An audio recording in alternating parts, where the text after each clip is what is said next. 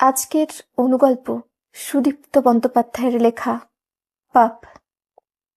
কি হলো গো, এই বর সন্ধ্যেতে শুয়ে গড়াচ্ছ যে বড়?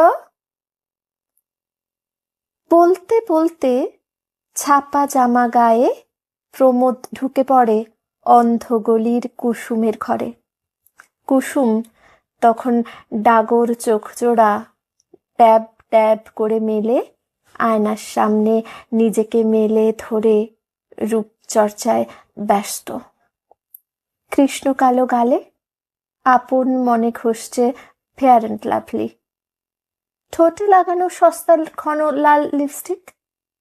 স্তন সন্ধিতে ঝুলিয়ে দিল মনোহরণী লকেট। তারপর পাখির ডানার মতো দুবাহু ছড়িয়ে খোঁপায় গুচ্ছে কাঁটা। নখের উপর রং বোলাতে বোলাতে তির্যক দৃষ্টি হেনে প্রমোদের দিকে তাকালো। প্রমোদের বুকে ঢেকির পাহাড়, রক্তে পাগলা ঘন্টা, রোমকূপে ঘামের পুতপুত, মন তাথই তাথই।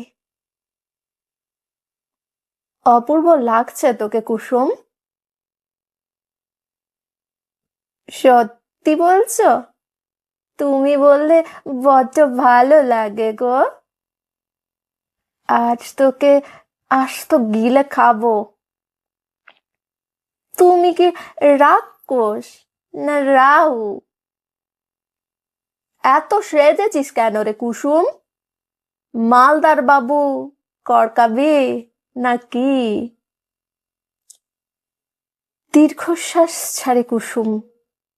ভরাট বুক উপচে পড়ে। প্রমোদের চোখে বিদ্যুৎ ছলকে ওঠে। মুখে তৃপ্তির হাসি, বুকে রাহুর দপদপানি। শেষে ফুলের থোকা খোঁপায় গুঁজে ঝমঝম করে বেজে ওঠে কুসুম। না গো, রোজই তো নাগরদের মনোরঞ্জনের জন্য সাজি। সাজতে সাজতে ভিতরটা কালশিটে পড়ে ঝাঁঝটা হয়ে গেছে। এডস বাসা বেঁধেছে শরীরে। তাই আজ নিজের জন্য সাজলাম। তুমি ফিরে যাও প্রমোদদা।